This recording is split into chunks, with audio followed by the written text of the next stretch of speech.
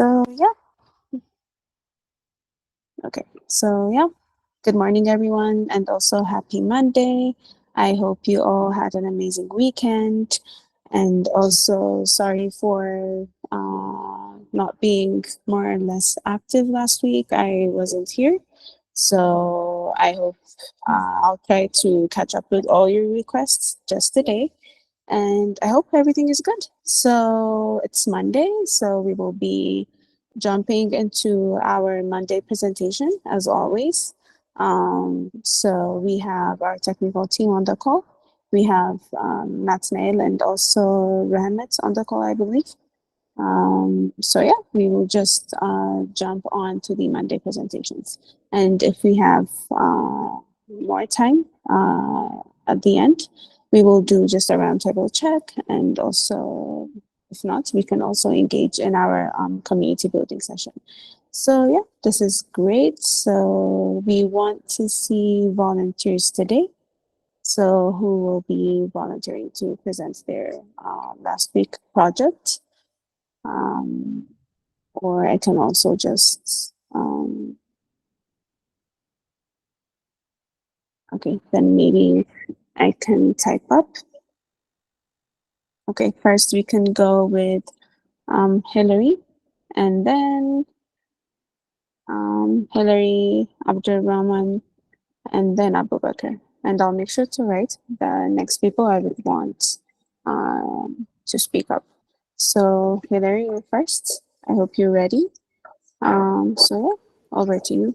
And also, can you please let us know if you're on the call, Nathanael Ramet?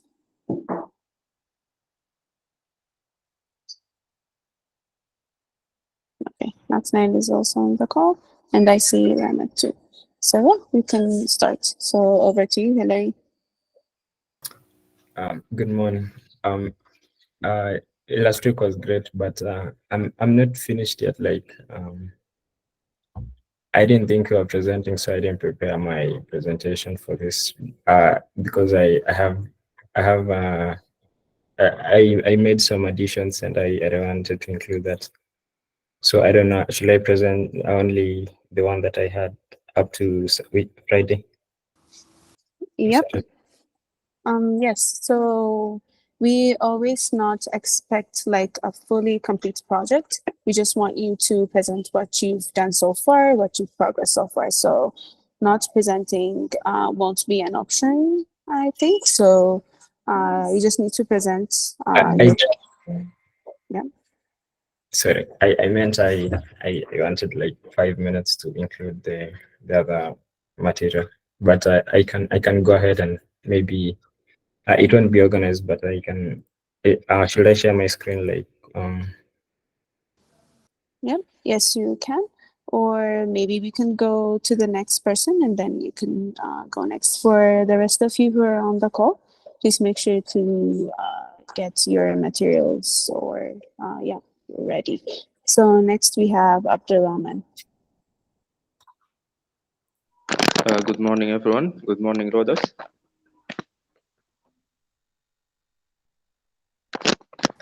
Good morning. Can you hear me? You. Yep. Okay, yes, we good. can. Good morning. We didn't be able to prepare our presentation since my group was tired, and we forgot about it until yesterday night. So we couldn't prepare something to show. So okay, can I just say something here? yeah. You don't have any presentation, you just can share us your GitHub or your report and just share us what you did. Just show us your code, how you try to accomplish it. It doesn't Okay, have to be a format. For now, I am joining with my phone because I have electricity problems. So any one of my team, if he or she able to present, this will be good. Which group are you, Abdurrahman? Group 1. Okay, group 1 members, could you please share your code and just present what you have done?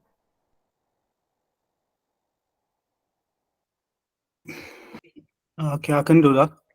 Okay, great.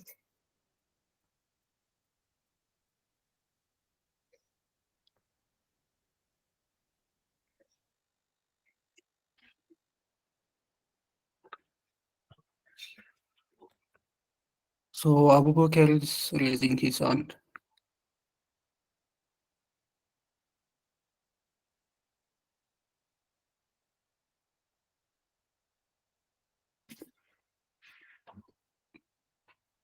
You can go on, Abubakar. Okay. Did Abdurrahman present or James something?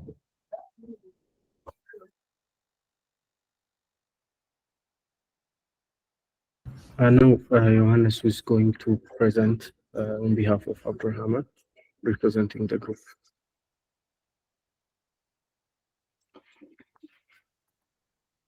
Okay, good afternoon, everyone.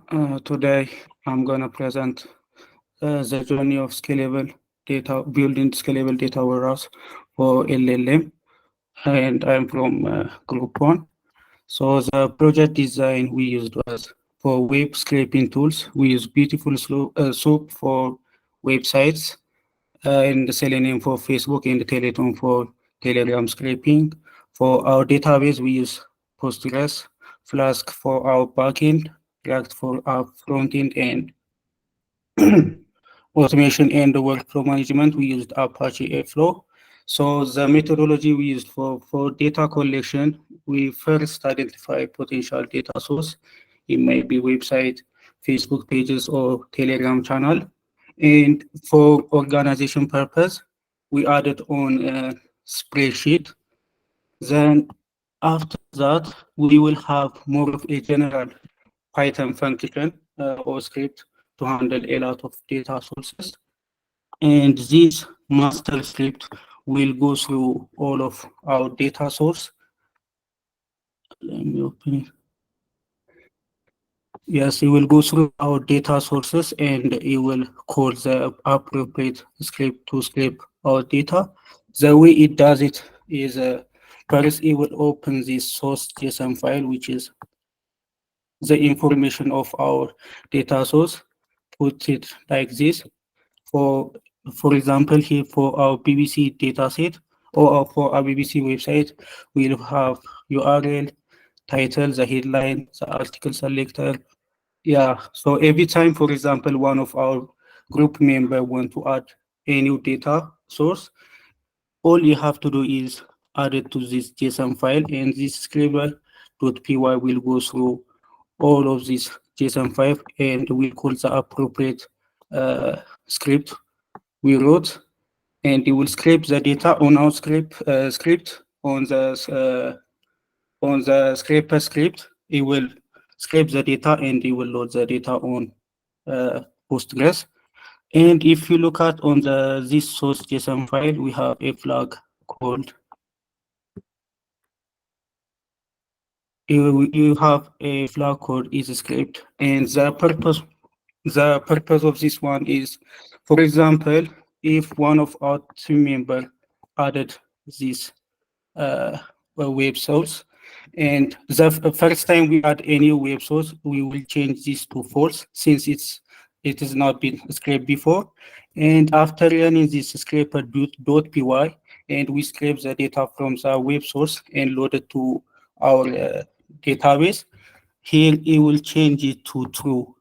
So the aim of this is every time we run this Python file, we don't want to scrape the web sources we already scraped. It will save first redundant data, and also it will save us times. So for our data collection, we did that. And for our data pre-processing, first we will fetch the data from the raw database, then we will clean it, and we will load it to the new pre-processing database. So we develop some Flask API to query and retrieve data from this pre-processed dataset, and we have Airflow for Apache. We used tasks like four tasks. We used four tasks. The first one is creating data rules. raw database. The second one is fetching data from this web source and load it to this new data set. The third task is creating the pre-processed database. And the fourth one is fetching the database from the raw database and clean it and also upload it to the pre-processed database. We have 4 tasks for our Apache tasks. So the limitation, the challenge we faced was Dockerizing the entire project. It's more of understanding the concept problem and also data labeling. Since we had a week for the entire project, we didn't have time to label our data. So the limitation and future plan is Dockerizing the entire project will be the first one. And the second one is inside these JSON files, instead of just saying the naming this flag is a script, we can do like we can add like last day, and this way we can still script the new data we will have. For example, in our Airflow, if we add a scheduler and we script today, and the next day when the Airflow runs, we can script the new data still. That means our data set will have more data and up to date. Yeah, fixing that will be the future plan as well. So at the end, we collected and pre-processed a lot of analytics data, and we developed an API in the front-end interface to access this data as well. Yeah, this is what we did last week. That's good. Good presentation. Thank you, Johannes. So I have a question. Do you have an estimation of how much data you have collected? So for that, like we would only scraping on our PC. The main focus we did was like creating a script. And for example, on my PC, I scraped about, I think, 68,000 for news and around 1,000 for song lyrics. But considering in this JSON file, considering these files, I think we can have, if we actually run this scraper.py, I think we can have more than 100,000 for news data. So you think you have like identified diverse data sources? Like, Yes. Okay. Yeah. Right, good. Okay. Yeah. I'm saying like for the news, we had a lot of data sources from Telegram, from website. Yeah. Okay, that's good. So a final thing. So you said you had a problem with Dockerizing the whole project, and you said it's like a concept problem. Can you like like be more specific? What was the problem exactly? So like I was trying to, for example, Dockerize Airflow part, and since it will create, like when installing the Airflow, it will create its own directory. The main issue was like finding the working directory. Okay. Like after running it on the Airflow, it will say this, like for example, we have a script folder, and this script folder doesn't exist, or like finding the right directory was an issue. So like locating the dogs basically. Exactly. Okay. Yeah. Yeah, I see. Yeah. Okay. Okay, thank you. So these are my questions. If the other Tele Academy team have other questions, go ahead.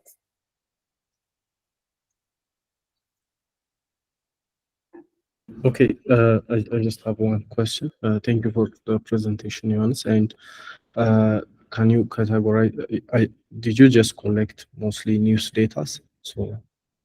So our plan was to collect news data and lyrics, song lyrics. We have a data set on a website on news lyrics, and the third one will be like more of a general table with a lot of, for example, entertainment or something like that.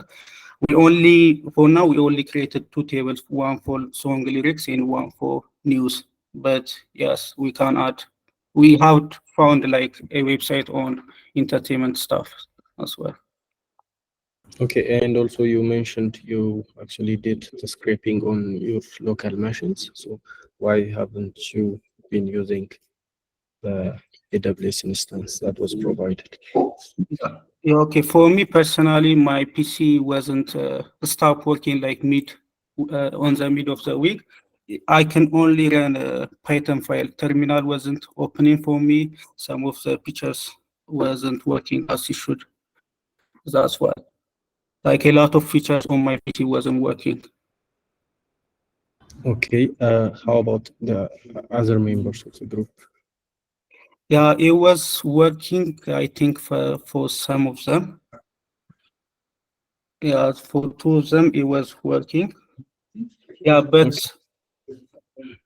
yeah. Okay, go.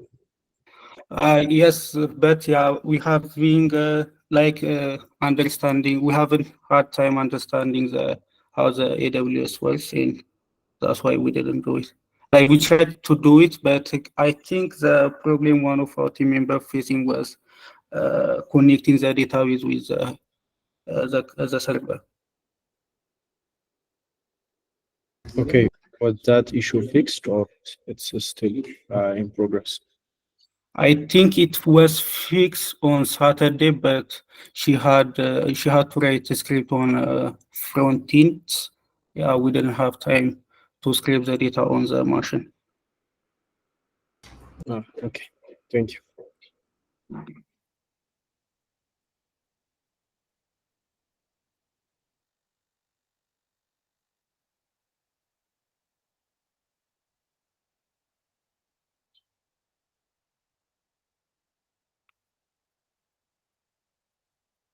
So, any other question? Or? I guess no more questions for Johannes. We can move on to anyone from group 2. Since group 1 presented, let's try to go on in order. Anyone from group 2 willing to present? So, could you give us a second? Yeah, sure. Sure, Abraham. So, what about, okay, group 3? Yeah. Abu Bakr Shamil and Jerusalem. Group 3, any one of you willing to or ready to present? Yes, Abu Bakr.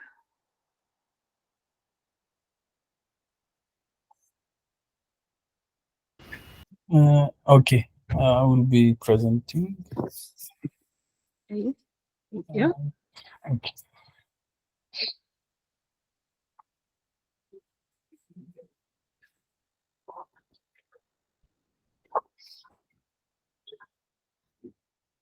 Okay. Okay, can you see my screen? Or?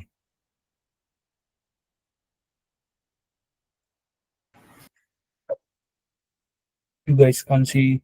Yes, we can see your screen. Yeah, go ahead. So we have been collaborating on enhancing NLP for African language. So since most of our groups speak Ethiopian Amharic language, so we chose Amharic language. So yes, Amharic language was the language of choice we were scraping or we were collecting for. So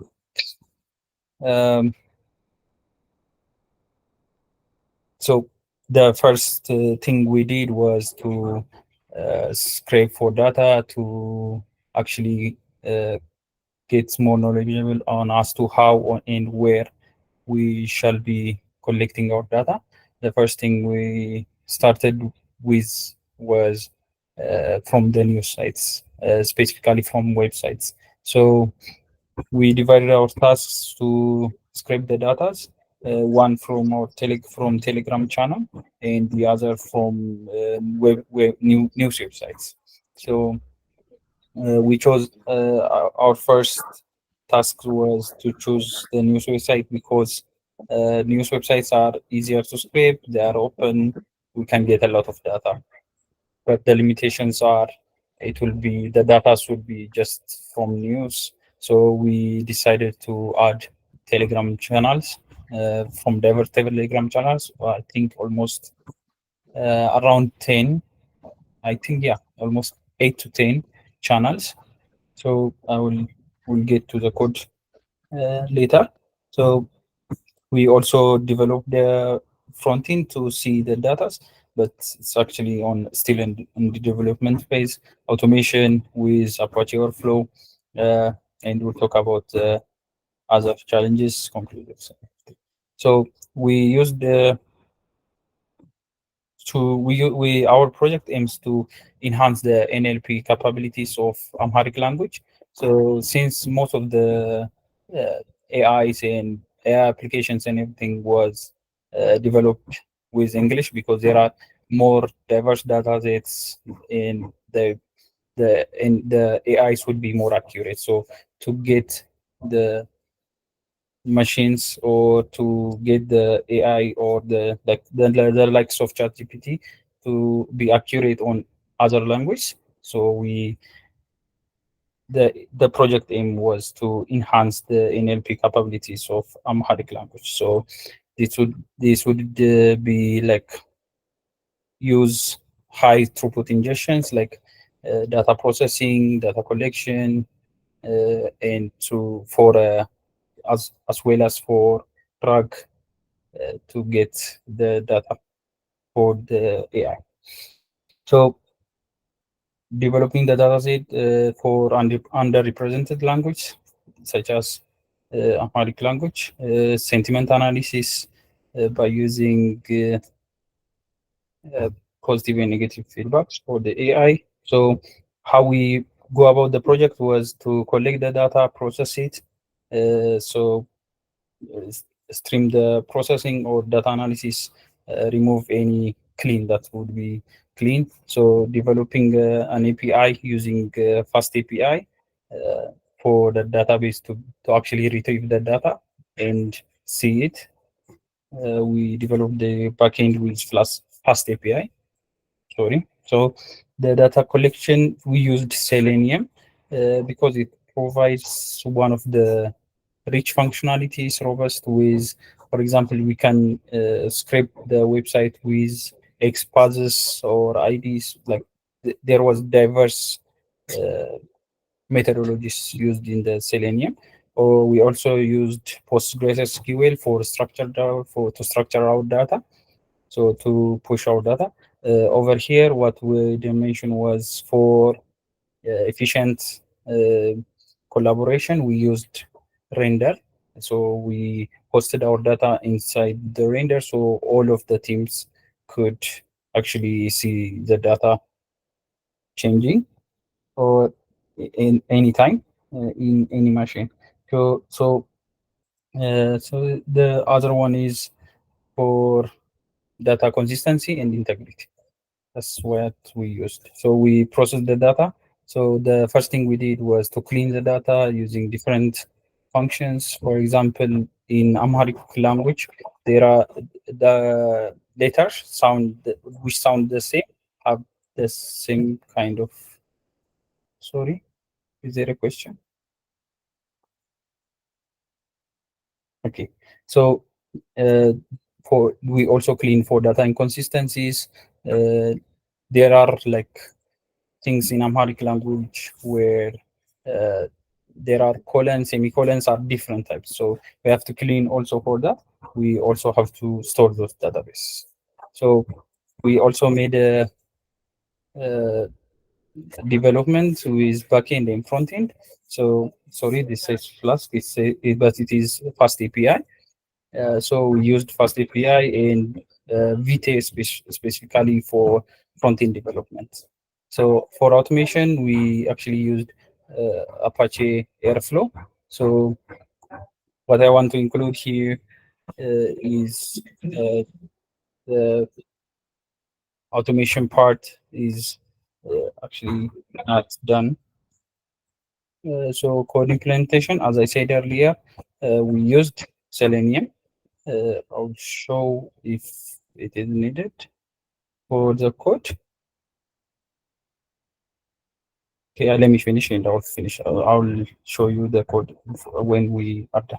So, as I said earlier, why we chose for the new websites, so minimize dependency on third-party APIs. So APIs have like rate limits and how much data we can collect. So that was the one of the reason. Accessibility also the same. It is also structured. I will show you how we structured the data because like it's easier to structure the data.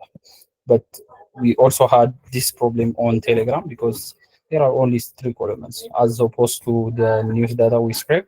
We have like 9 columns for the news data. So collection and processing, as I said earlier, like with Selenium, Postgres, and API. So we plan to expand our APIs beyond Telegram, beyond news analysis, like go to other social medias to enhance the scraping efforts through other contents. So it would be more diverse because since we are using Telegram channels and only news sites, it might skew the data or bias the AI. So on the front-end development, we implemented React with Vite from front-end. Like we actually created a responsive website using the Tailwind CSS. So there is also such functionality on the API end, on the backend. So these all are what we implemented. So for automation part, we used Apache Airflow, and we also deployed with the containerization, Docker containerization. So we also used Docker for each one and Docker container to run each of our front-end, back-end, script, everything.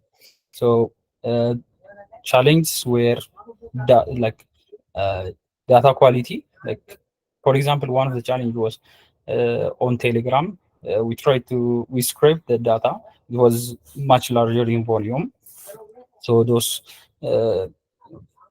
had emojis in different kinds of writing styles.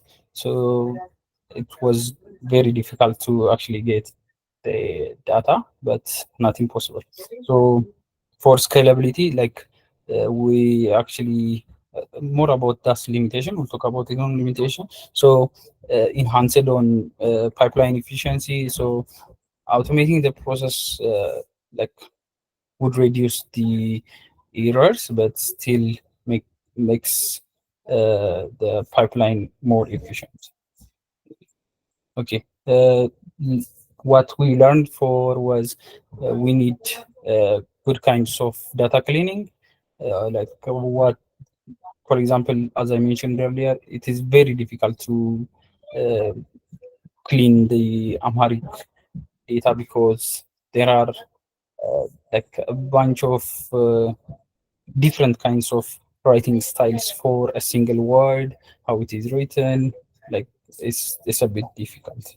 So we learned about the benefits of containerization and the value of automation for automated data ingestion. So we actually didn't implement like going through every steps all the time. So the data ingestion is a little bit inefficient. We are planning to make it more efficient on that. So future plans, as I said earlier, diverse data sources could be used. So these are also the limitations. So we didn't use very diverse data sources. So annotation, yeah, we haven't actually done the annotation part because one of the reason was Prodigy was paid plan. Also, we tried to install the, I think Cocoon, I think it's called Cocoon. It's an open source data annotation, but it had an error which took longer for us to install. So annotation could be done manually. So we could use Excel and do it manually. So exploring advanced NLP models. So for different techniques, in analysis, there might be a need for the data to be different. So for that, and also one thing I'll try to mention, in Ethiopia there are more than 80 languages. So expand onto that. That could be also another future plan. So and the other one would be for the news sites. Once it is scraped, so every time it scrapes, it should scrape the new ones, but our data scrapes everything every time. So that's also then needed to be fixed. So in conclusion, this application is really a good way to start for non-English speakers or on Amharic speakers and diverse language to get the benefits of natural language processing. So like it fosters inclusivity and representation of those languages. So in a way, it is preserving those languages. So I think it's really, if you think about it, it's really good project. It's a start of good project. So innovations, yes. So this drives an innovation in those particular language. So maybe someday we can get a new direction of thinking in those languages. So yeah, these are the. So I can actually show you the code. Well, like could take like 1 minute. So shall I use that time or shall we conclude here? Go ahead. Okay.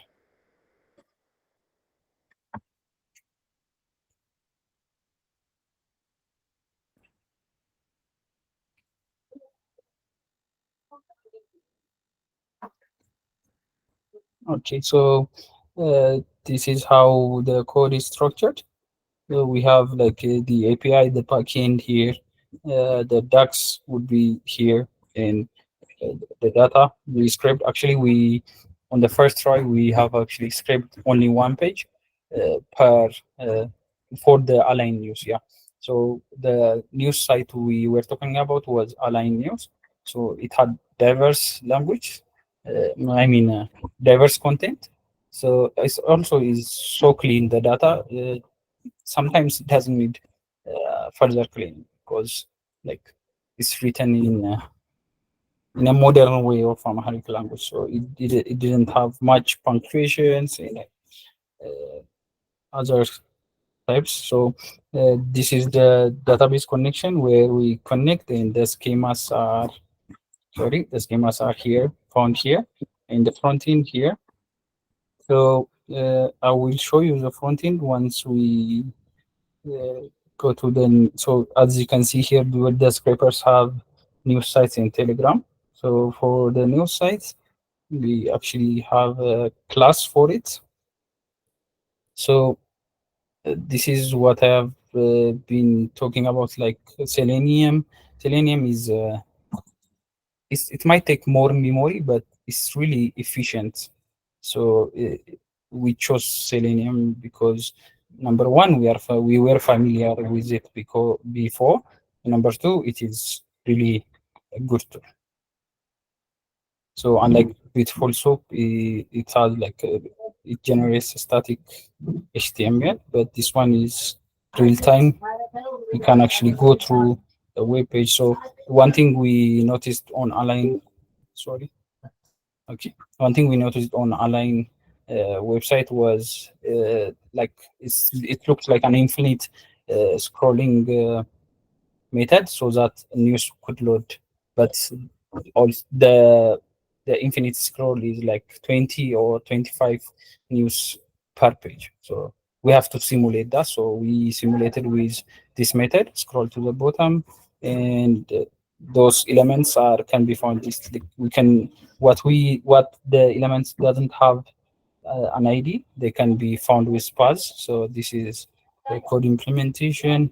So you can click on next page element, or we can get the next page element. So as you can see, it has the functions have really robust error handling, because there might be errors. There will be. So our application shouldn't stop there.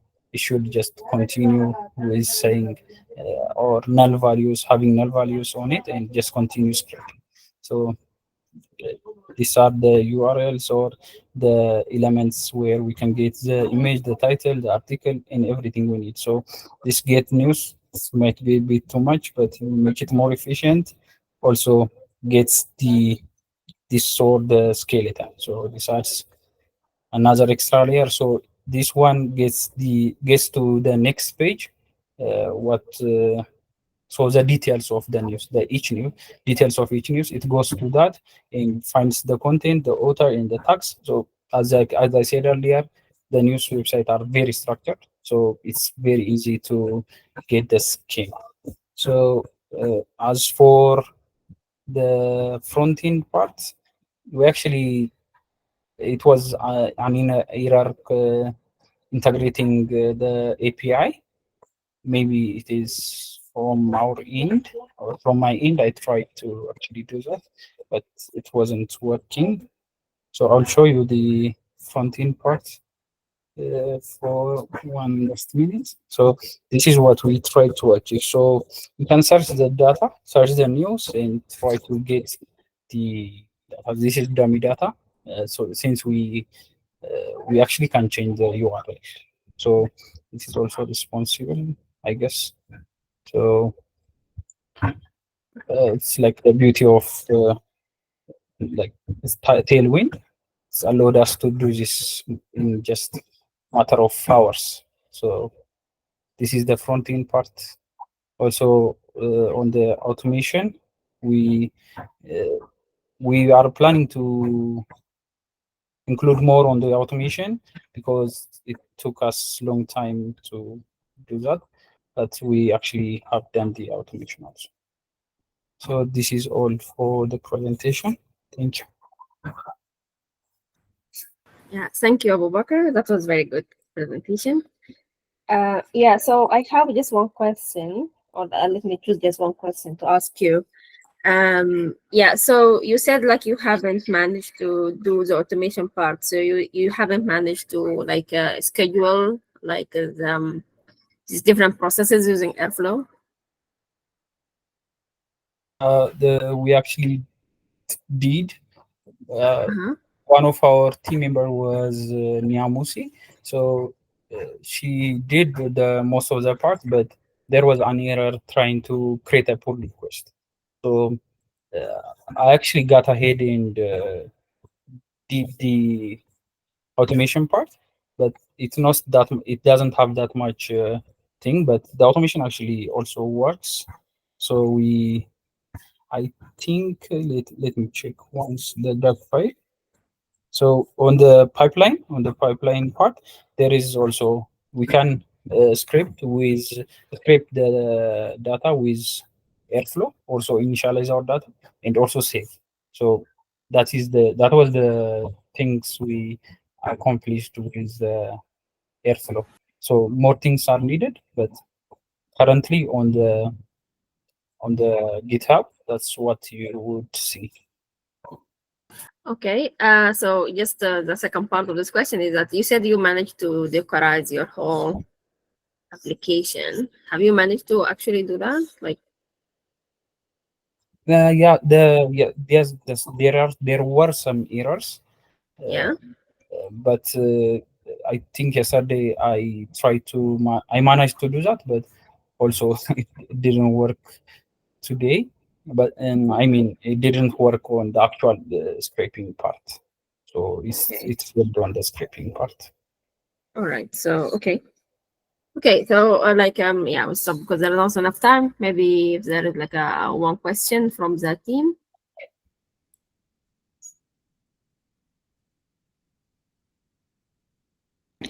Okay, I just have one question. Can you categorize your data for me? For example, news or like sport, politics, or any other categories. Which category actually dominated the whole data set? So I'm not sure how to say that because from the whole of Telegram, we managed to scrape, I think, around 11,000 rows, and the news website, we actually scraped around 5 pages for each category. So for the 2 pages, it will be around 2,000 or almost 3,000. So I would say around 20,000 rows. But the categories on Telegram are, let me just check. Okay, yes. So the categories for Telegram are around 13. So there is a sports channel, news channel also there, poems like markets. There are also like sports channels again. Yeah, around 3 sports channels. So the majority, I would say, the majority would be news, I guess, but there are also other datas. I think I was mistaken. So there are around 13 channels we scraped from the Telegram. Okay, no, thank you. Okay, great. So this was group 3. So group 2, Abraham, are you ready to present? Yes, I'm ready. Yeah, and please can you like keep your presentation like to 5 minutes? Because like, Okay. we don't have time. Yes, thank you. I'll try my best. Okay. So is it visible? Is my screen? Do you see my screen? Yes, we can see it. So let's get right to the point. As a solution overview, we have tried to design this diagram that illustrates the overall workflow. We have some data sources such as our major source, Telegram, blog sites, and news sites. And this will be ingested by an automation tool or Apache.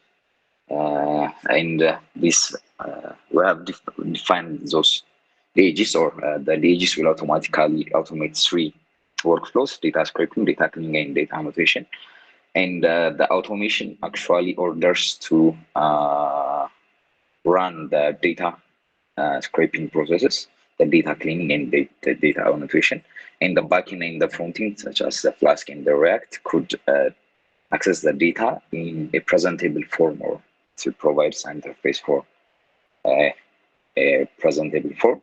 So we have several sources, but the main ones are Telegram and the news sources. For this, we have tried to design a schema that could support multiple languages, multiple data sources, and even for an audio data, even though we haven't been able to do that. This is the brief data schema design. We have also designed an API to get the language, the sources, raw text data, and clean data. They are both gate endpoints. They have a search option, a sort, and an order option. For technology stack, we use Python and JavaScript and SQL. Tools and libraries, we have all the same, although we haven't used Selenium and Beautiful Soup. We are able to use Scrappy and Teleton to extract data from news sites and Telegram. Our language of focus was Amharic, since most of our team members were Amharic, and we have identified potential lists from the news website, from the blogs and the social media. Most of our scraping were from social media, which is Telegram.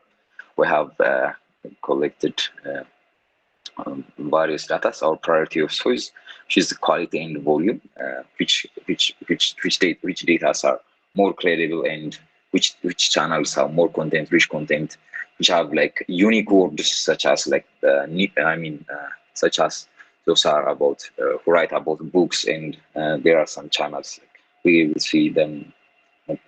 And we have developed some scripts. We have developed technically 2 scripts, which is a Scrappy Spider script, a news which should scrap the news content, and Teleton script that extracts data from the Telegram channels.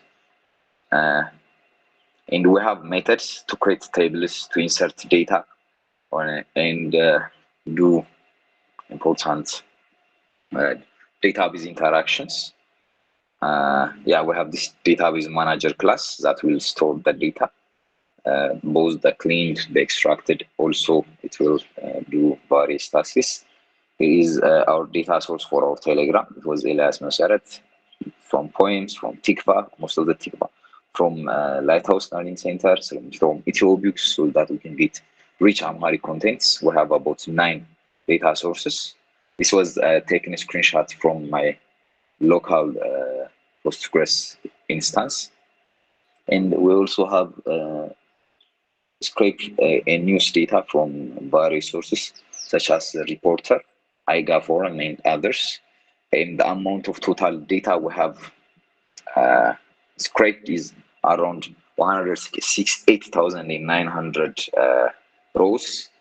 This is mostly from a Telegram content, Telegram channels. The Tikva family have a lot of rich content that have been active, and most of the data come from them. And we have data processing methods, which will automatically remove some punctual and special characters, C numbers, new lines, and emojis and other stuff. Then we store this clean data. We have developed Flask, using Flask to create the API. Here is API. And we have implemented some routers that I have mentioned before, which should accept the endpoint. Have a search and filter option on our method. This is our user interface. It does all of the tasks, but it's ugly, like as you can see. We didn't put much effort to beautifying it, actually. And about data annotation, unfortunately, we were unable to conduct a data annotation tools since we weren't able to categorize the data or read the data. And about automation and streaming tool, we have tried to create a workflow. The first one, we create the tables, then to collect data from Telegram and from news. They can run parallelly. Then there is another workflow that could clean the data task. But it have to finish the first 2. Then it could create the backend or restart the backend in the front in the tasks. And we have scheduled it to run at every day. But we have faced this error when we tried to run this method. It was unable to find or locate our module on our mesh, on that instance. I guess there are some challenges we faced. This is, I guess, everyone's comment. I think I don't have much time. I should stop here. If you have any questions. Yes, thank you, Abraham. This was good presentation with giving the time limit. Also, thank you for keeping it down to with a time constraint. So just to clarify again, what data sources have you scraped actually, or have you considered? Like I noticed as you talked about news sites and Telegram. That was it, or have you considered something else?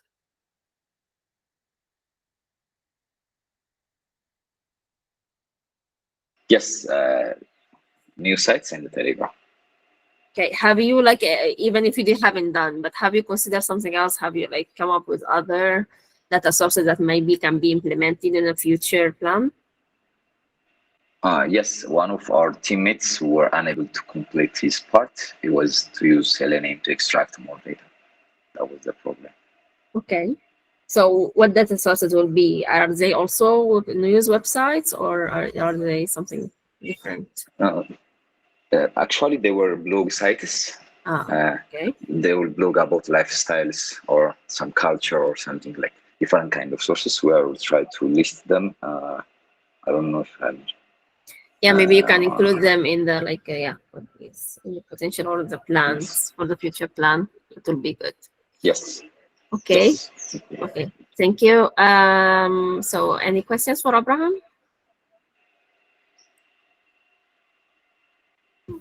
Maybe great presentation, Abraham, but what is done on the front end side? Maybe I missed it, but you can share something. About the front end, it's a very simple React code that have a search functionality and a row. I guess I have listed it here. This is the clean text data list. It will fetch the data using use effects. You have search, sort, and order, and the table will automatically sort the data. And as you can see, there is an Amharic text, if you know that's capable of searching. Maybe I could run it and show the. No, it's okay. What did you use for styling? We haven't used any kind of styling, unfortunately. It's pure HTML, as you can see. Yeah. Okay. Thank you. So thank you, Abraham. And for the interest of time, we have to stop here. There are 3 groups that haven't presented. So we will maybe, I don't know, I'm not sure that we can maybe find some time slot for you to present, but for now, we have to end this stand-up because there is yes, not now we can. We can just keep the presentation going. We can give the other groups extra 15 minutes or 5 minutes for each group. Okay. Make sure to use it in properly. So we will delay the next session for certain. Yeah. I think that. Okay. All right. Yeah. So that's great. So who is ready to go ahead? Group 4, I think. You were you said you wanted some time. Maybe you're ready now.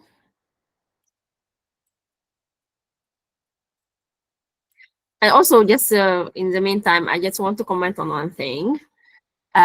Yes, we are asking you to present a group and just one person is presenting, which is fine because we didn't ask you to present all of you. But I just want to note that the same group of people are talking every time. So these are the people who are volunteering are the ones that are always volunteering to talk in stand-ups, which I mean is good on their part, but the rest of you should really step up and speak. You are these people are practicing and you are not. You should practice your skills at presenting. This is a thing that you have to practice at continuously so that you can improve. So please, now, next time, please volunteer. Even if you are not sure about yourself, that's fine. You are practicing here, so don't worry about just worry about you're going to get pointers to improve. Okay, so group 4, 5, and 6. Please, if anyone is ready to go to Hillary. Yeah. Can go ahead. Okay, so we are group 4, and I'm going to present up our work.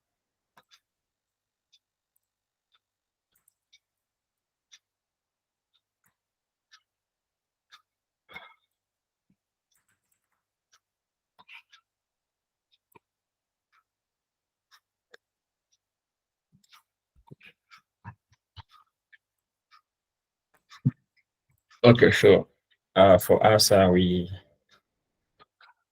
did most things, but a few are accomplished by Friday, and most of it were done yesterday and today.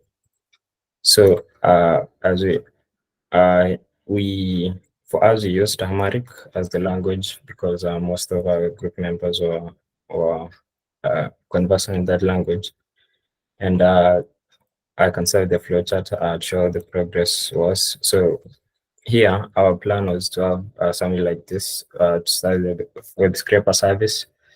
This will be on its own container. Everything on the rectangles are services that will be on their own container. So first thing is you scrape the data and then you pass it to the message queue. This is implemented by Kafka. And then First will receive them once the message queue is posted here. First will receive and process it, then straight to database. And on the other side, Airflow will orchestrate these different services. It will start automatically the web scraper service and organize the schedule, and also when the processing is done. And Prodigy will annotate, but we didn't do that. And then Fast API will read the data whenever it receives a request to fetch the data and then pass it to the front end. And Prometheus will visualize just every metric from these services so that you can notice whenever the service is done or any issue. And Grafana will just visualize the metrics collected. And so our project design was to we targeted Amharic and Amharic text from online sources like and social media like Telegram to clean the data and then develop API to access it using Faust. Here we used MongoDB for data warehouse and the front-end development using React, and then automate it using with Airflow and deploy with CI/CD. So this is the tech stack. For web scraping, we used Beautiful Soup and Selenium, and for Selenium, here we use Firefox for the browser. And data storage is MongoDB. Processing, we use Python. Here is stream processing mostly. And API, we develop with Fast API, automation with Apache. Prodigy, these were planned, and Monitor, these were I managed to do it yesterday. We managed to do it yesterday, and just testing with Just and PyTest. So moving on to scraping, we started scraping BBC News articles, Amharic, and it is the kind of the function that was used to implement that. So the most important thing is we got the URLs from one page and just get the content and get everything and add it to a dictionary and then save it later on. So for Telegram, we scraped them from the channel mostly. It was Tikva, and we had this script to do that. So we proceeded to save the data to MongoDB. This was like the initial stages before we included stream processing. So we had MongoDB classes, MongoDB class to insert the content, and even retrieve here with the, when API is retrieving the data. So we tested the API like this. We use MongoMock to mock the MongoDB database and test that. And then for connection with MongoDB server, we stored it on the AWS instance and we put forwarded that one. Just an example like this here. This is the one that is on the AWS instance right now. So, and this is how the data looks like when we add script from BBC, and we have this kind of schema. MongoDB doesn't need a schema, so we just had to organize how the dictionary will be and save the data. So this is the actual implemented the data. So for Fast API, we started with one endpoint to get the content. Mostly it uses the MongoDB class and to get the content as list, and then return it as content to the user. This is a list. And it goes to JSON. It goes as JSON as the response to the front end. And then this is how we tested using Just. I think it's Just. So testing the API endpoints. So for Kafka, for stream processing, we use Faust, and for Faust to work, we had to use Kafka. Kafka was like the message queue, like the one I showed in the flowchart. Kafka will store. So when you scrape the data, it will send it to Kafka as a topic. The topic acts like the message queue. The message queue is where now the messages are going to be held until Faust has processed them. So we just set up a Docker Compose file for these services. These are using Docker and configured Kafka. Kafka needed Zookeeper for maintaining the cluster state, and the topics for the message queue is implemented using topics in Kafka. So to build it, we had to build the Faust application locally. And this is how the Docker Compose looks like first. And then moving on to for streaming, so these are the how we try to preprocess. You get the Kafka broker URL that will contain the message queue, and then you subscribe to a specific topic. It's like a message queue, and then whenever like you get a message, you process it. It will have the script data. Then you go forward to process it and save the database. So here, we didn't actually do the pre-processing, so because these were done later, but we tried to like just get the uppercase. So maybe if I can take a second to show that, if you, I'm sorry. So if it is something like this, so here you get the script data. This is like the object that will have the that will have the data that is scraped. I'm scraping it here upwards. So this is the BBC, and when you send here we are sending a message to Kafka topic, and it will be detected by Faust, and then Faust will process it like this. So here I just I did the uppercasing.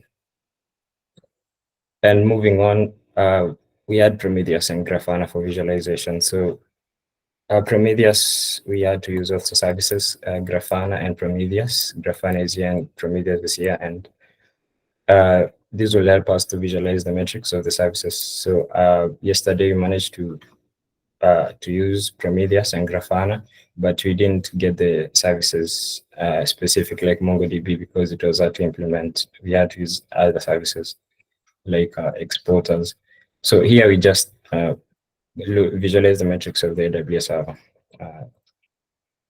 So the challenges were like many members had their laptops issues, mostly electricity. They couldn't access their laptop or processing power, but also that was a challenge.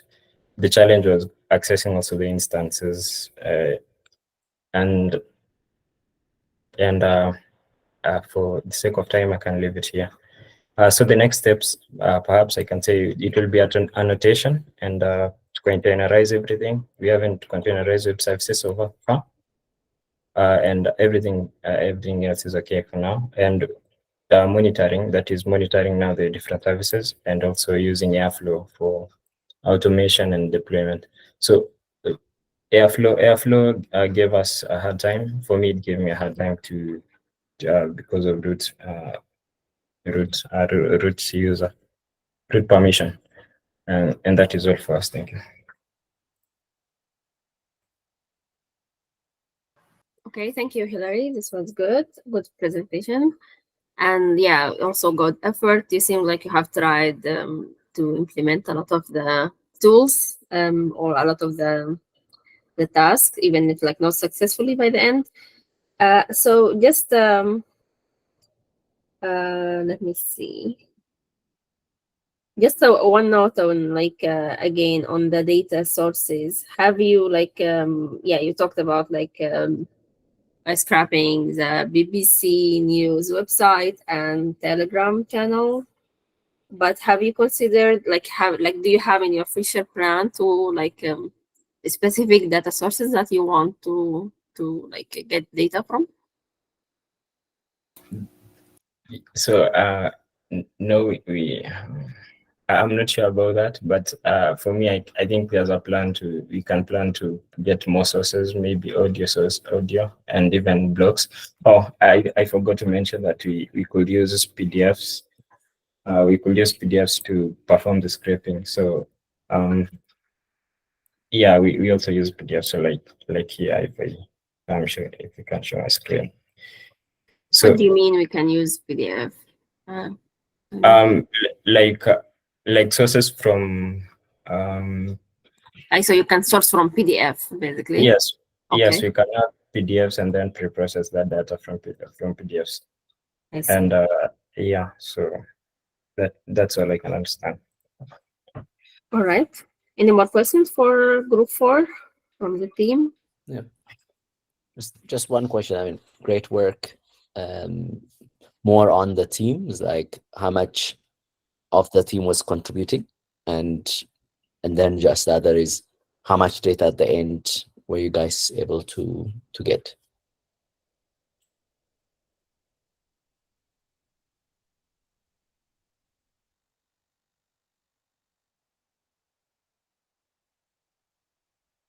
Hello, can you hear me? Yeah, we can hear you. Yes. Sorry, I admitted. So we had like 1,000 from BBC. Wasn't much, but we from other sources like Telegram we had like 68,000, and also for other news articles we managed to get like 10,000. There was another site, I think, earlier.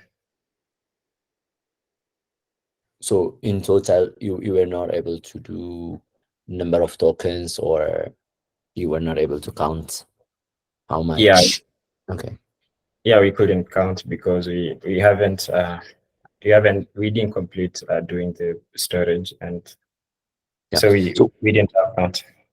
No, but I think this is great work. So I would recommend, so because the current week's challenge is related, to be able to finalize, I mean, within today, for example, that is be able to get the amount of data out like that you have, you should be able to know. And I think the technology stack, it's a bit, of course, it is good if it works, if you are collecting also from outside. But this week you will be focusing a lot more on the processing part, on the automated part. So I think there should be a dedicated data member. I mean, I am like, who should be collecting and increasing. And I think every stand-up, it would be nice everyone to show just their dashboard or their number, how many tokens they were able, and of course other updates along the line. And how many members were active? We had six. We had six active. I mean, available, but inactivity. I mean, you had issues like electricity, so we had mostly three. I mean, not tech. I mean, even if technically it's fine, like they had issue, but were like the ones who were active, and was that a lot of them? Mm-hmm. Yes, we were six. We were all six, mostly active. One member was not around. Okay, good. Done from my side. Thank you, Yabal. So group 5 and 6, anyone willing to present? I haven't seen anyone. Yeah, Daisy.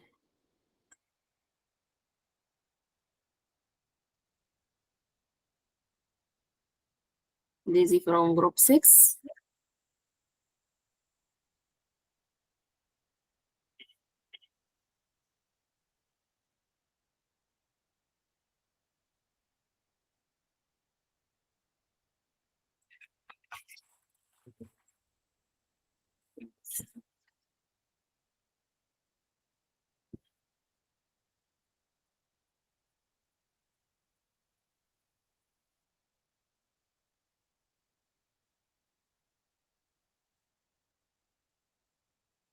We can see your screen, but we cannot hear you if you're speaking.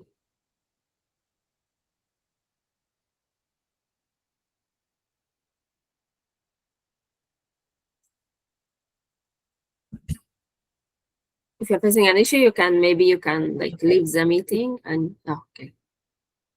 You're here. Daisy.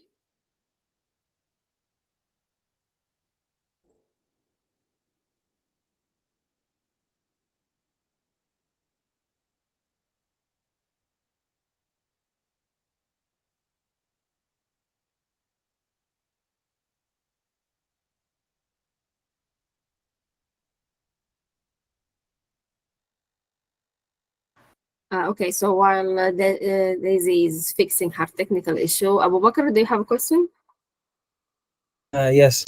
So I'm asking if it is possible to get the Airflow to collaborate on the given instance we get on the AWS, can we just host it on WS and we can collaborate on that? It's possible, right? Yeah. So what do you mean? Just to have one instance of Airflow? Yes. So for the team, one instance. Yeah. I mean, not only for a team, is like if there are cross teams and they don't want to reproduce, that should be fine. The most important part is that you have to understand what is going on and why the need, and one has to explain when they write the blog, and they should not just pass because it's done. Other than that, yeah, absolutely. Because imagine just if it is like has an issue now, or someone is asking you like, okay, why do you do that? Does it make sense? You should be able to defend. And in that manner, as long as people know that, then it should be fine.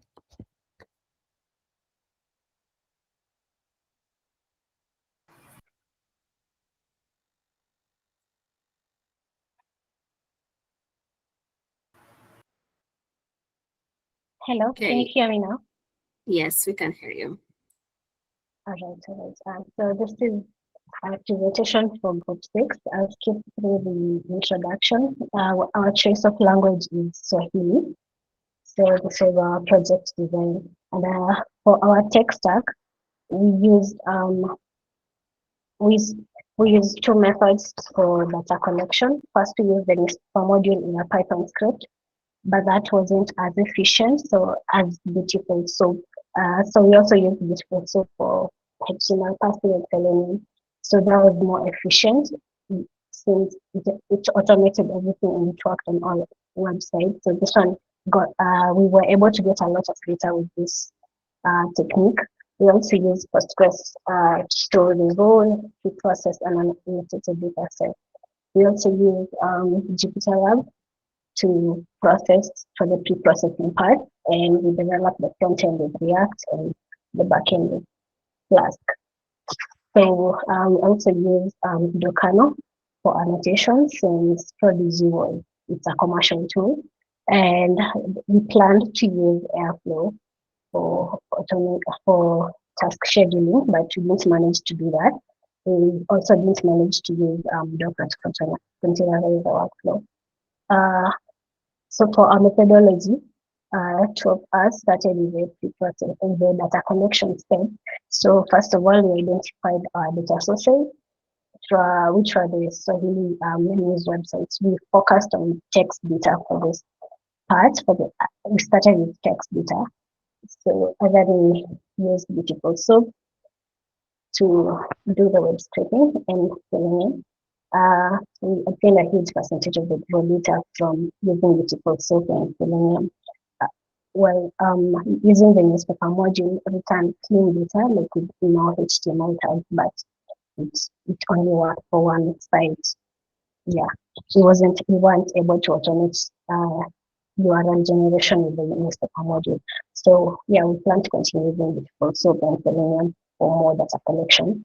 So we also save the raw data in the Postgres database. For the pre-processing, we removed null values, normalized white spaces, punctuation. Yeah, just basic pre-processing steps, and we also filtered to remove English words.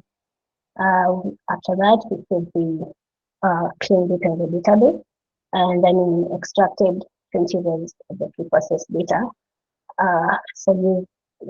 Make us for as a subset for the annotation step. So then in the kernel, we created 3 projects to annotate data sets for text classification, content analysis, and named entity recognition. And then we also stored the annotated data set in the Postgres database. We also created React components, including the data list, search and filtering components, and also created design the API for the backend. So for our challenges, the first challenge we faced was Prodigy. We planned to use it at first, but then we later realized it's commercial, so we ended up using Docano. The challenge with Docano was trying to understand how to use it. specifically with the subset, how to format the subset, and the format, it's very specific. So yeah, for instance, it kept its display down while trying to annotate the data set.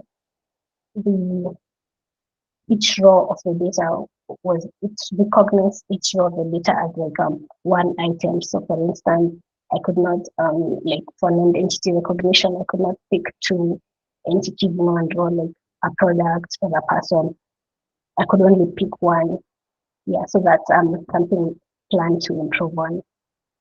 So for the results, this is our database. We had a table for the data, pre-processed data, annotated named entity recognition, annotated for sentiment analysis, and annotated for text classification. So we have, for the annotated data sets, we have extra columns for the labels and the comments. So we didn't really have comments at this stage. Yeah, and this is for the raw data, we managed to collect a small data set with just 200 records. And after pre-processing, we had about 1,800. And then, so this is some of the metrics from the annotation. So we have categories like, so this is for text classifications. We have, well, they are in Swahili, so some of them we are used for business news, science news, sports news, and mostly the data set had like a lot of health and sports news. And then for the named entity recognition, this wasn't so well done, but for whatever we did, this is what we had. So these are some of the categories. They're in Swahili, but I can translate. So we have like products, location, organization, date, event, sickness, person, and body part. And well, also did something on sentiment analysis. Most of the data was neutral. For our lessons, we learned a lot about abstracting and using the best identify the best techniques for data collection, which is the linear and digital. So yeah, and we also learned that we can clean the data, like removing HTML tags during the pre-processing step. And we also learned the value of using virtual machine since it was very fast to do the processing. And we hope to use it later this week for the fine-tuning part. And for our limitations, like I mentioned, Prodigy was difficult. We couldn't use Prodigy since it was a commercial tool. And for our future plans, we plan to collect more data from the news website and other sources such as Telegram. And we plan to do better annotation with the kernel and hopefully identify a better site for doing named entity recognition annotation. And yeah, we also plan to complete full stack development and to automate our workflow. And we didn't manage to do that. Yeah. So I think, yeah, that's it for our presentation. Okay, thank you, Daisy. That was a good presentation. So, okay, so you said you haven't managed to to implement automation, like using Airflow or like Dockerize your project. Was this like a time constraint, or have you faced errors? It was a time constraint. Okay, so how many of your group were active? We were 6, but only 5 of us were active. 5, so one of you wasn't. Okay. Questions from the Academy team?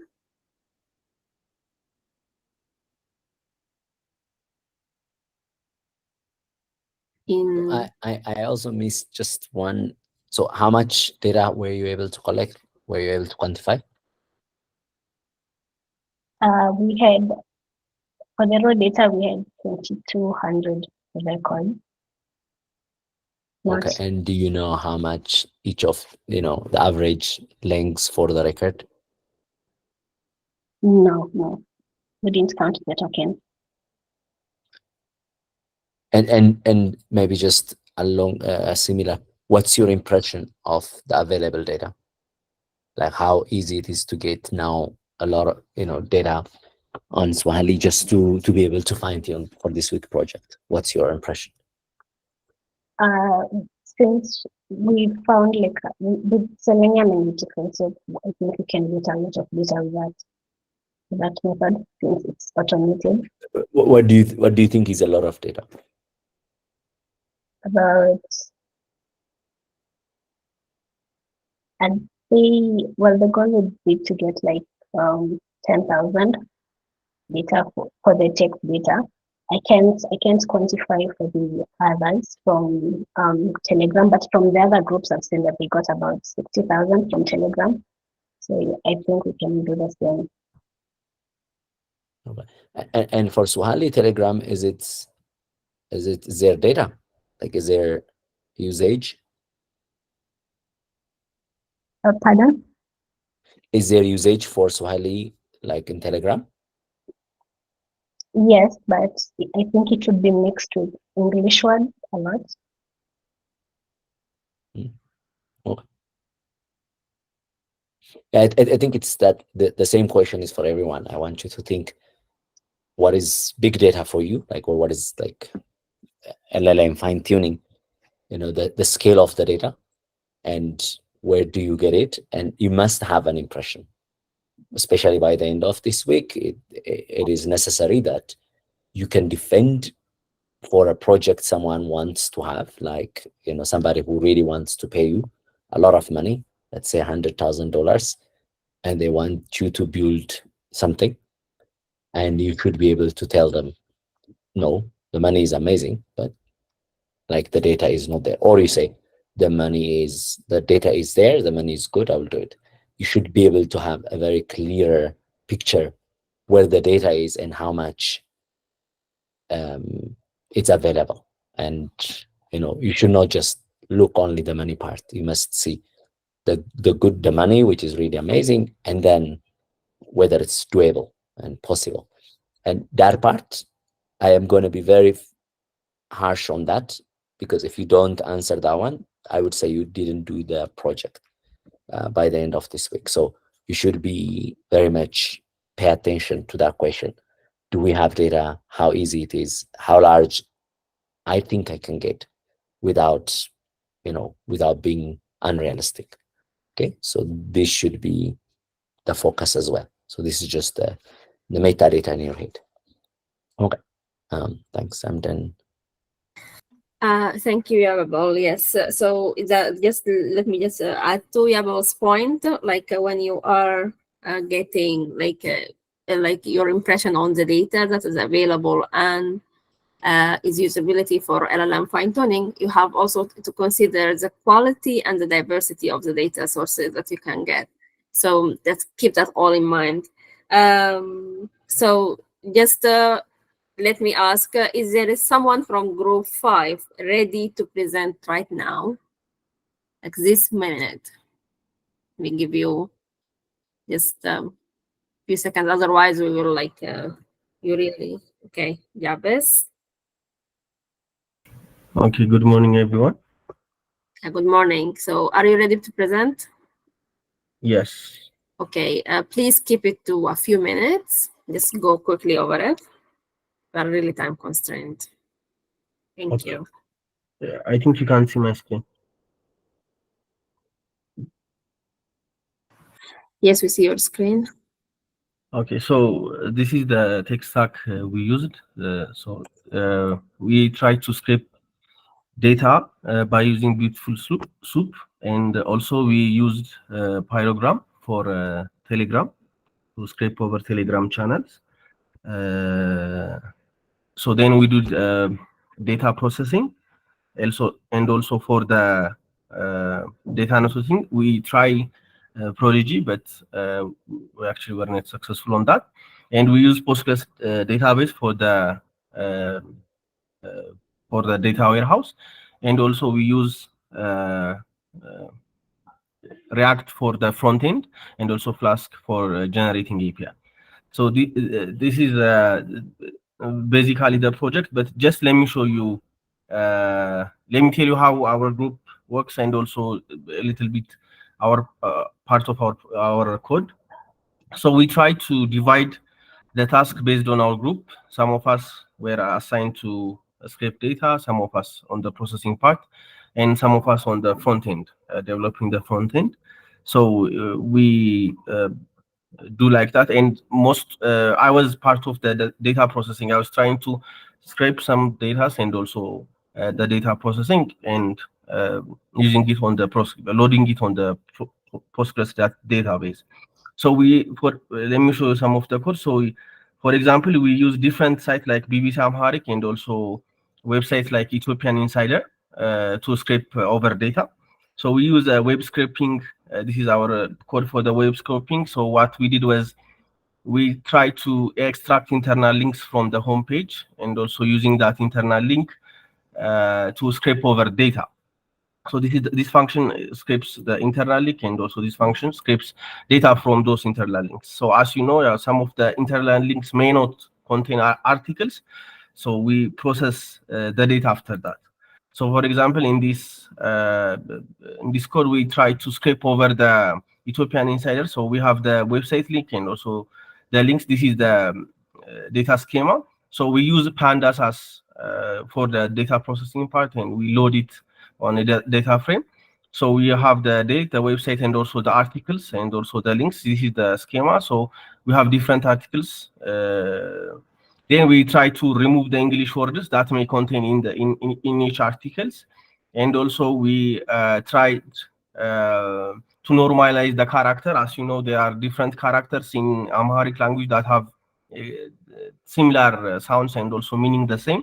So we try to normalize the characters. We try to remove also special characters so that the data will be clean. So we have, as you can see, we have different modularized Python codes for that. We also try to tokenize the words so that each word can be tokenized like this. So after that, we try to load it on our database.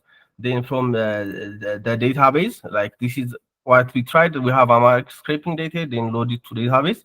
Then we import the database, then we process it. Then also we tried to data annotation, but we were not successful. And other group members were trying to build the user interface using React. So they did it. And also we tried to use Airflow to automate the data engineering part, and also we Dockerize our project. So, but some of the challenge that we were facing is integration. So the first challenge was AWS is not for some of us were not working. For me, it was actually working, but for some of my team members, it was not actually working. They started working on that on Thursday, so it was they had a little time. So that was a problem. And the other challenge we are facing was team organization. We did our parts, but integrating each of our work was difficult because we will run out of time when we all finished our parts, but integrating was a problem. So we learned so many things like data scraping, data processing, also, and to use React to user interface. And so the limitation are we need to have a lot of data as for this week's project. Also, we know that, but we have the code, so we have to use it for a different website. And also we had a PDF, a lot of PDF. I had books in Amharic about GBs, but the problem is that because it was scanned, I can't actually use the words or get the data because it's an image form. So that was a difficult part, but we managed to use Telegram channels like Tikva and also BBC Amharic and other parts. Different of our group members use different tools, and even we find a data set on Hugging Face, so we use that also. So this is the pre-smarter. Thank you. Thank you, Jabez. Thank you for also giving a very quick presentation. It is still comprehensive. So questions for Jabez?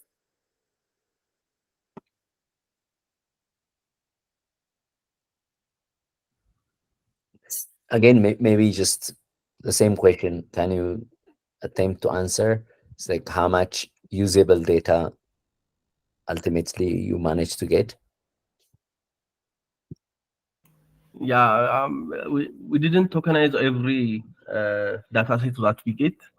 That's why I'm not really sure how to answer that. But in terms of size, I mean, whenever a data can be actually, you can say about the size of it or the record. I think some of them say it in terms of the number of records, or in terms of course, token. But do you have rough estimate? So from one, we get about 5,000 rows from only Telegram, and also we had 5,000 rows from Hugging Face, and we 5,000 rows of Telegram channel posts, that is, and also I get from BBC Amharic and also from Ethiopian insiders, we get about 80 80 articles. We were able to scrap that much of data. Yeah, I think then my advice is the same for everyone. Just by the end, you should have a good understanding of not just what you collected, but what is available easily. And of course, there might be proprietary as ones, but you need to do a lot of search. I think there are already just some data sets if you just search, and those already will be a few, like already just texts that are available. But what you need to understand is how much is actually available out there, with the research you have done.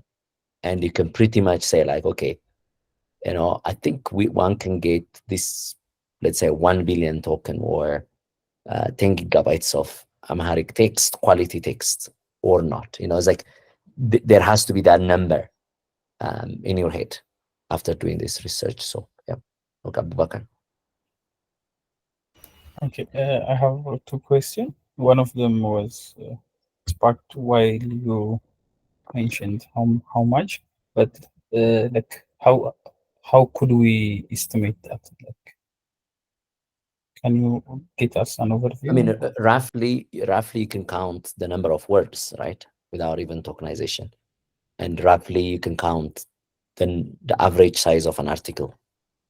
Either it's character or it's word or it's just size, right? Yeah, well, I was reading some article previously for example, for Amharic token, the token are much larger and the word count is less. To actually say, for like, No, I mean, regex, for example, regex, if you just, I mean, it's it's a Unicode, so you could just divide it by space and by new lines, and you could count just simply that. That would be your word, right? But even if it is not, you could estimate even just the amount of, like, so for example, if it's HTML, of course, you have a lot of non-characters that are not representative, right? Of that it's an Amharic. So, but simply there could be just that identifies if it's an Amharic letter, character or not. For example, for Amharic. For others, it might be slightly tricky. But for Amharic, because the Unicode characters are very known, and one can estimate how much they are. Okay, then how much would be this is I mean, so ultimately the character, if we just assume, like for Amharic it will be very different, but if we just assume, for example, the rough translation between a token and a character, it's about one token is about an average 4 tokens. Sorry, one token is about 4 characters. Then you know roughly what that is in terms of how much token do you have, even if you don't estimate, even if you don't have a tokenizer. So like, yeah, in terms of how much token we can estimate, but for example, to actually have a standard NLP, like how that's could we estimate no how much? so no, you will need for Amharic, for example. I think some people already have 3 billion or 2 billion tokens, and they haven't achieved good. So it means you probably would need, for example, Llama 3 is 10 trillion tokens. So that should not discourage you, but that should really give you how a lot of work needs to be done. And that's why it is what you're trying to attempt to do is not, it's a $1 billion project, but the most important part is to have understanding and to have a realistic expectation, to force yourself to think, back the envelope calculations. Okay, if in 1 week I've managed to see this, and I also realize that there are going to be gaps, but how easily can a person would collect? Am I missing a very big source? And then you would estimate how hard it is. If someone says, build me something that would require 100 billion token, basically the amount of token, not only the amount of token, it's also the quality, but let's just for now consider the token. So if someone really asks you to have a certain thing, that would require roughly, on top of what existing models, you would need at least more than what is currently available. Let's say 10. Right now, you could probably 3 billion is what maybe is estimated from GPT or others that they were able to collect. But if you want to really improve that, maybe you need 10 billion or 20 billion. And it's again, it's not going to be accurate because you will not know also the amount of tokens that are in GPT. So it's a way of like at least having a feeling. But this part, you must go through the process and thinking and build intuition. Yeah.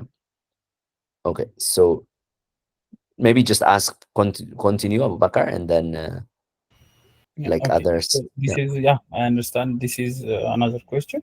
So on AWS, we tried running the scraper and leaving it on. So when I log back in, it stops. Like, is it? Yeah, but what did you use to run? We just use the notebook. Of course.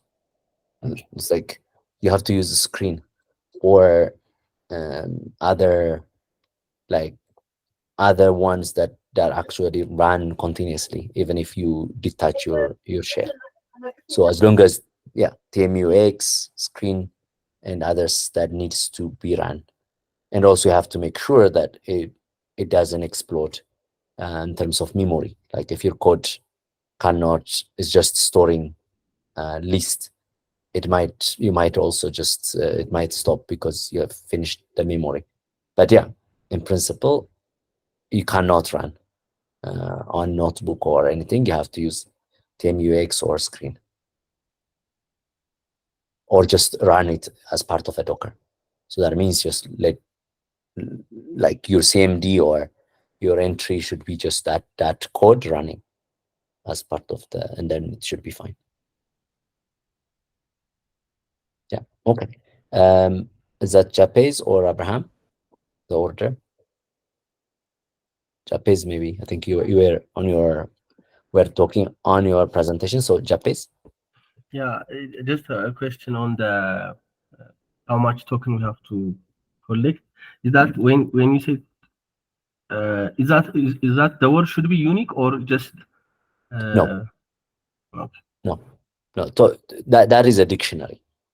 Yeah. So when you think of tokens, they are dictionaries, but the number of tokens are not dictionaries. So what matters is the combination of those tokens when they come to each other, right? So even if you have 3 letters, you can write so many things. And in part, in English, you have only probably, let's say, a 26 character but that you can write 10 trillion tokens out of them. And even the number of words roughly mostly are not that much, right? It's like maybe 50,000 or 100,000. But the number of combinations.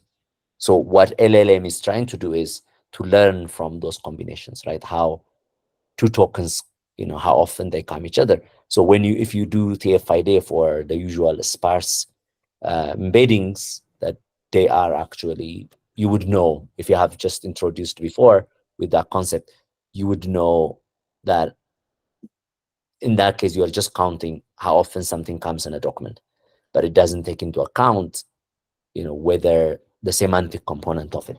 So when you consider semantic, that means when I comes, the letter I comes in front of something versus after something, the meaning changes, and that's what LLMs try to do. So, yeah, just that simply tokens are dictionaries, but the number of tokens refers as the number of combinations these tokens can form, and that can be trillions and quadrillions. Okay, and Abraham? Yes, Javis just asked my question, but like, how do we ensure the quality of the data?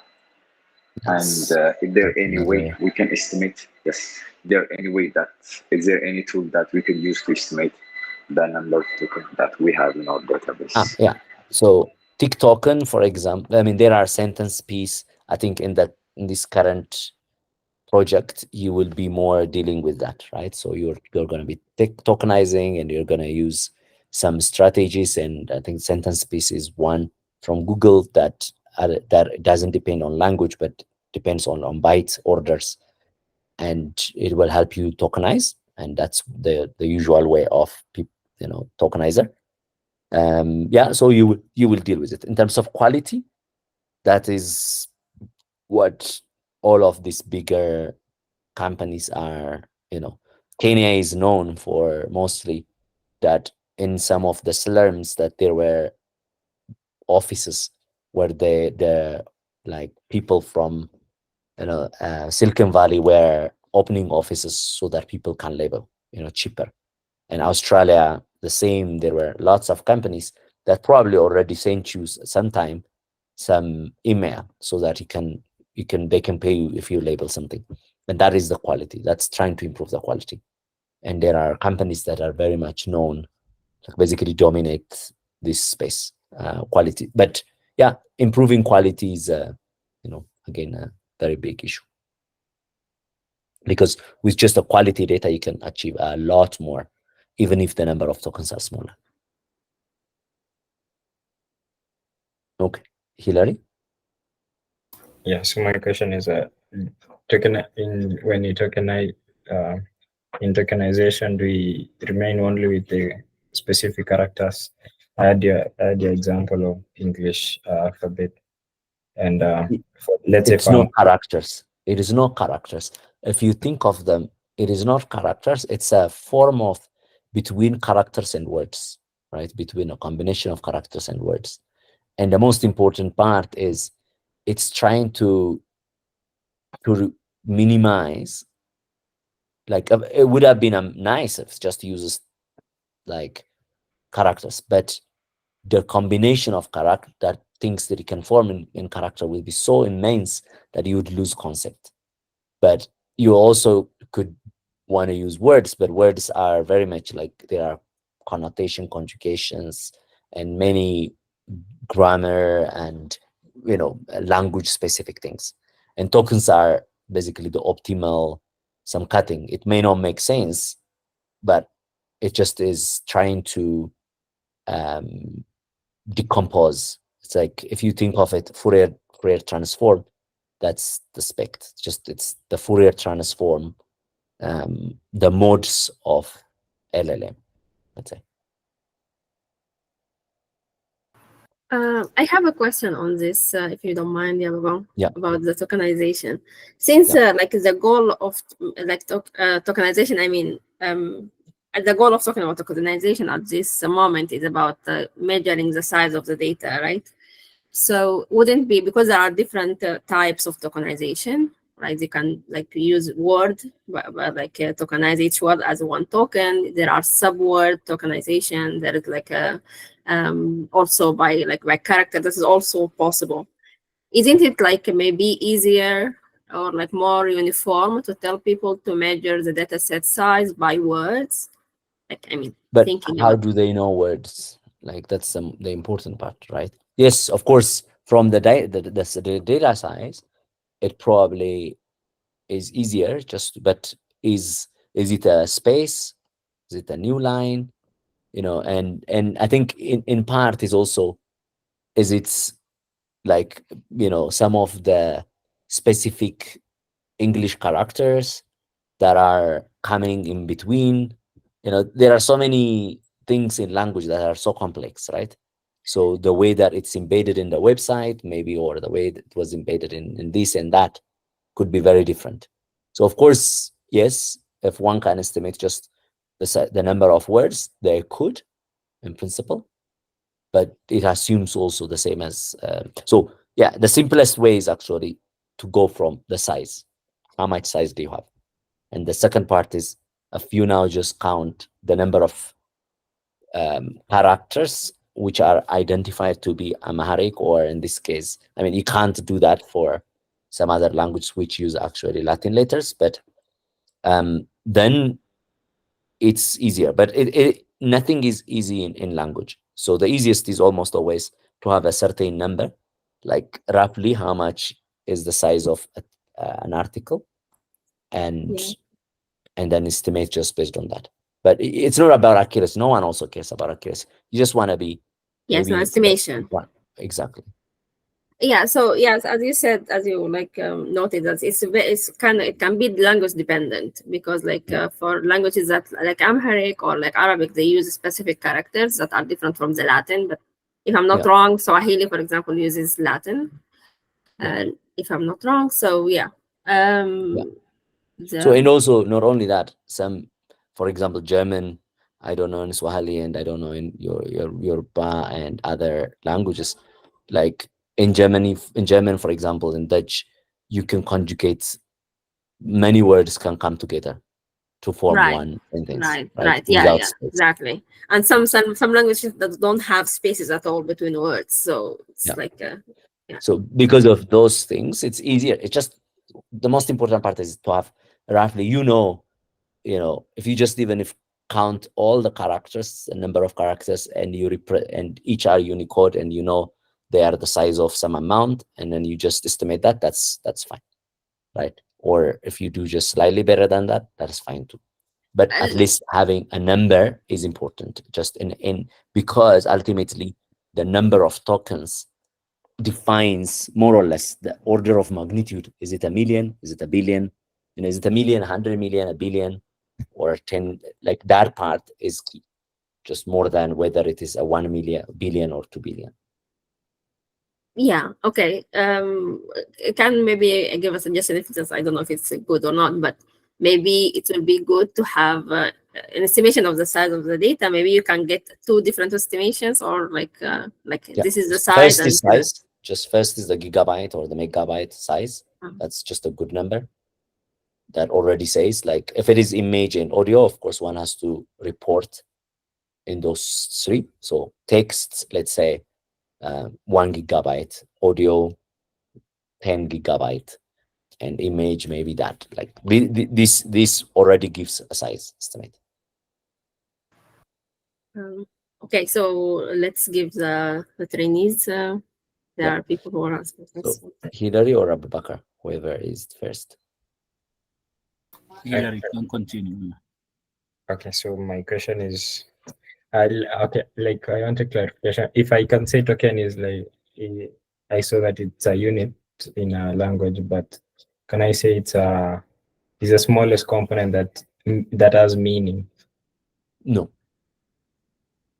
Um, it's not necessarily that it has meaning. Okay, because you say like let's say for English you have alphabets, but you can't use alphabets. You have to like combination, but if you use combination, It could be somewhere it's just some random cut ing. Okay. So it could be like, for example, the word, if you say I am going, then the tokens could be I, am, go, ing. Or if you write something else, just the tokenizer tokenizes it based on its vocabulary. And the vocabularies are such that they are not the same as words. They are sometimes smaller, 30,000 or some amount. Okay, so NTLK could be used for that in English, and in this case, no, I think when you do for LLM, you really have to work harder to maximize to have an efficient. And I think sentence space is the most used probably, and then there Facebook and others, they use something else, because this is basically the modes you want to build your model, and you don't want to, you want something that is a lot more like language independent, in a way that when GPT is trained, it doesn't know whether it's Amharic or Swahili or English or German or French. It just knows there is probably 90% of it in English, but that's it. It's the whole way that it's trained. So that means to get to 10 trillion, and probably GPT is trained maybe by 100 trillion. They don't specify the number. And to get to that level, you have to consume everything. Yeah, Abu Bakr. Okay, so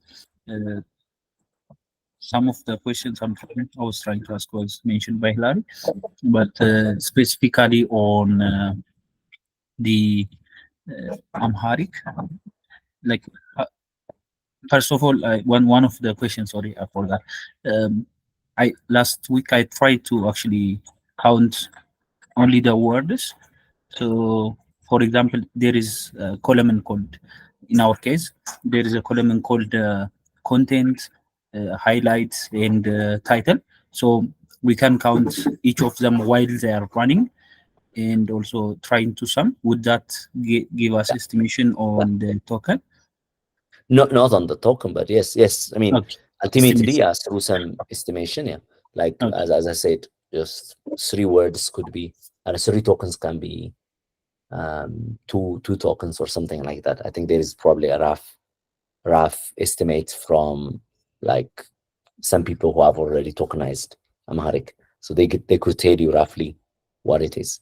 Sometimes for some language, a token and a word relationship is quite different.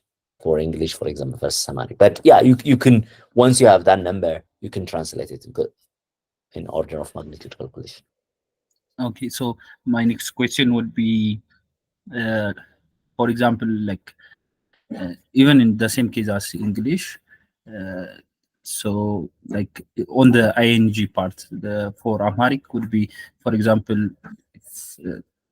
apologies for I had to give example. So አሁን ለምሳሌ ህዝብ, if we can say ህዝባችን would be the plural form. The conjugation, yeah. Yeah. So chin can be one, but again, it's very, very like how often it happens in the document, in the data is what matters.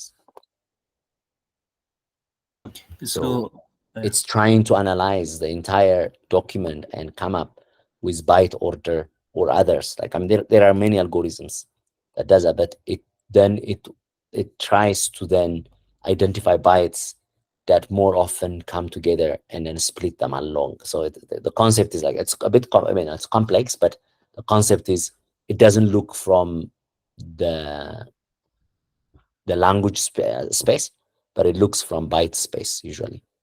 And so how things are, so you would just basically look all this data and learns how to estimate, the bytes that come together more often and in a certain way. And so it's basically trying to find that split in byte space. Okay, thank you. So And when it comes to a language space, it could be exactly mostly it happens like that, right? It is something because most of the time chen would be in many places, therefore their byte order would be closer, so they can come as one token. okay. So my next question will be, what's your take on stop words in Amharic? Is there any Again, it's like here in LLM we don't care, right? Okay. So it's like LLM, the difference between LLM and the usual language modeling is in the other ones, you are that because you are using like this, the normal counting, that's called sparse modeling. By sparse, it means, normally you would have a very bigger vocabulary, and then you are estimating that for each document, whatever document is. Your document can be a sentence, your document can be a page, your document can be a book. It doesn't matter. But for that, let's imagine your vocabulary can be, let's say, in your whole document, you might have 10,000 words. So now you have a 10,000 vector, which is 10,000 dimensions. But for each document, the number of words that are available are probably 3 or 4. So there can only be 3 ones, right? So the rest are 0. That's what usually the term sparse is. Dense means when the number of the dimensions value are non-zero, many for a lot of the dimensions. LLMs are dense, or embeddings, LLM-based embeddings are dense, which means they really don't care about that. They care more transformed. So each vector is a very much meaningful vector. So for those people who haven't forgotten calculus, that's just, or algebra, sorry, that's that. So I hope that's clear. And I think this week it gets much more clear. Okay, wonderful. I think we have to stop, unfortunately, for this one and then come back immediately for the challenge document. So let's just stop this and then